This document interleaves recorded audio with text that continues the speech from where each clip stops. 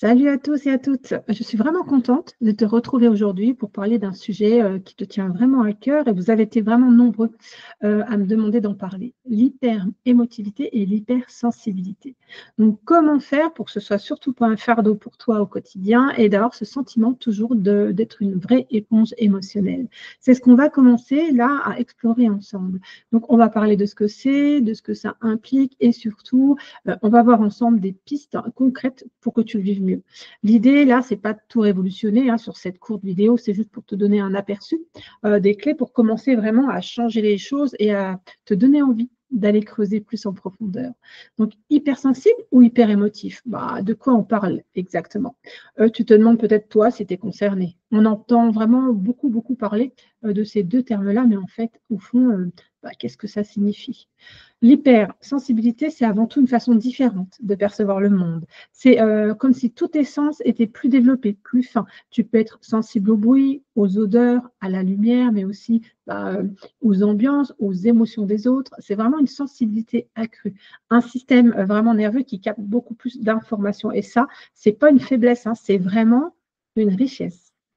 L'hyperémotivité, elle est liée plutôt à l'intensité de tes émotions. Quand tu ressens de la joie, c'est immense. Quand tu ressens de la tristesse, c'est profond. Tes émotions sont vraiment vécues de manière très intense, très forte. Parfois, ça te submerge même. Donc, ça peut être forcément fatigant, déroutant, mais là encore, c'est une particularité, pas un défaut en fait. On peut être soit l'un, soit l'autre, ou les deux à la fois. L'important vraiment, c'est que tu comprennes que ce n'est pas quelque chose qui t'arrive juste à toi, que c'est vraiment quelque chose de général et que ça se gère. L'éponge émotionnelle, ce qui est intéressant, c'est surtout quand on est une vraie éponge comme ça, c'est de reconnaître les signes au quotidien. Alors, comment ça se manifeste concrètement, cette éponge émotionnelle? C'est vraiment, justement, dans ce que je vais te dire là, peut-être que tu vas te reconnaître. Tu es vite submergé par les émotions des autres. En fait, quand quelqu'un va mal, tu ressens tout ce qu'il ressent physiquement, tu le ressens physiquement toi, comme si c'était tes propres émotions. Tu as du mal aussi à dire non, donc parce que tu as peur de décevoir, de faire de la peine, alors tu acceptes souvent ce qui ne te convient finalement pas. Ou après une journée, souvent dans la foule, quand il y a du monde, tu te sens vidé, épuisé, comme si tu avais absorbé toutes les énergies qui sont autour de toi. Tu as vraiment l'impression aussi que tes propres émotions te débordent. Voilà, elles sont trop intenses, difficiles à contrôler. Tu te sens vite agacé, irrité dans certains environnements. Trop de bruit, trop de monde, voilà, c'est très compliqué.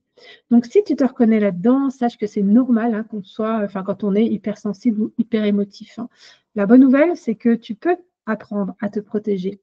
Les premières pistes, justement, pour ne plus être cette éponge émotionnelle, c'est vraiment te protéger. Bien sûr, là, on ne va pas tout aborder. Je vais juste te donner quelques pistes, des premières clés pour que tu puisses commencer à l'appliquer dès aujourd'hui. Donc, la première étape, la plus importante, c'est reconnaître et accepter tes émotions. C'est d'arrêter de lutter contre tout ce que tu ressens, vraiment d'être dans l'accueil. Tes émotions ne sont pas tes ennemis, elles sont vraiment des messagères, elles sont là pour te faire comprendre des choses. Donc vraiment, comme je te dis, accueille-les sans jugement. Prends un instant également pour exprimer ce que tu ressens. Voilà, là, je ressens de la colère, là, je ressens de la tristesse. Juste le fait de les identifier, ça commence vraiment à les apaiser. Mettre des mots aussi également sur ce que tu vis. Voilà, que tu en parles à un collègue, à un ami, même que tu les écrives. Rien que le fait de les verbaliser, ça minimise et du moins ça apaise vraiment ces émotions. Tu donnes surtout une forme à l'informe et donc voilà, ça te permet également de prendre du recul. Apprends également à te recentrer. Fais des micro-pauses vraiment pour toi et quand tu sens que ça commence vraiment, que tu es submergé ou que tu te sens vraiment absorbé par toutes ces énergies autour de toi, pour toutes ces émotions, prends une micro-pause. La première chose que tu peux faire, c'est respirer, utiliser la respiration. J'en ai parlé il n'y a pas longtemps dans une autre vidéo. Ça te permet vraiment de te recentrer. Tu inspires vraiment profondément par le nez. Tu gonfles ton ventre et tu expires par la bouche. Tu fais ça 3 ou 4 fois et tu verras, c'est vraiment incroyable, ça va te permettre vraiment de calmer ton système nerveux. Autre chose que tu peux faire aussi, c'est t'ancrer. Donc, je vous avais déjà partagé des vidéos par rapport à un ancrage. Si vous êtes intéressé, je peux encore vous donner un lien. Moi-même, je vais faire des vidéos et j'en ai fait sur ma chaîne YouTube pour pouvoir vous les donner et que vous puissiez les utiliser. Donc, l'ancrage, en fait, voilà, tu sens tes pieds posés sur le sol. Et tu sais, dans la plante des pieds, tu sens comme des racines qui sortent de tes pieds et qui vont s'ancrer dans la terre. Voilà, bien, tu les enfonces bien.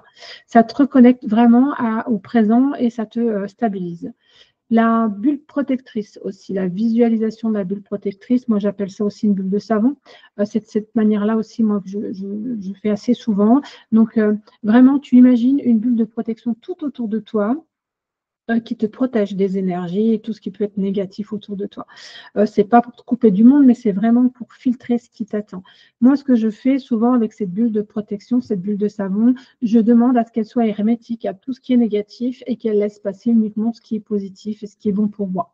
Voilà, que ce soit dans mon espace de travail, que ce soit quand je suis en repas de famille, je trouve que c'est important pour ne pas être impacté justement par les émotions ou cette énergie qui est autour de nous et qu'on a du mal à gérer.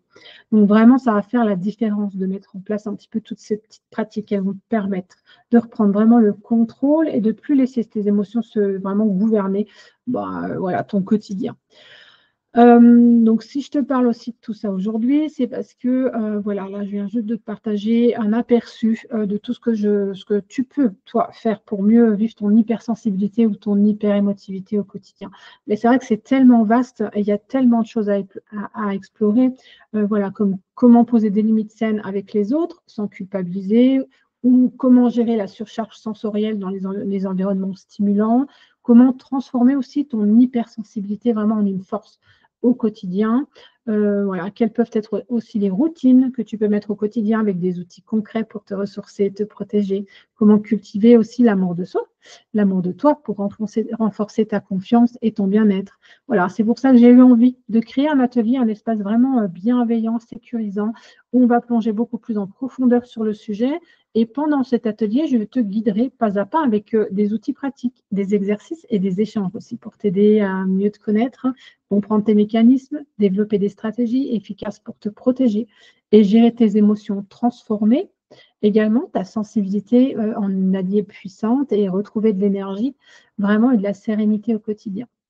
Donc, si tu as envie d'en savoir plus, de te sentir surtout moins seul et d'obtenir des clés concrètes pour vivre ta sensibilité pleinement et sereinement, je t'invite à être attentif au lancement de cet atelier. Je suis vraiment impatiente de t'accompagner sur ce chemin. Voilà, ça sera vraiment un réel plaisir. Donc, j'espère que ce sujet t'a plu. Sur ce, je te souhaite de prendre soin de toi et je te dis à très bientôt.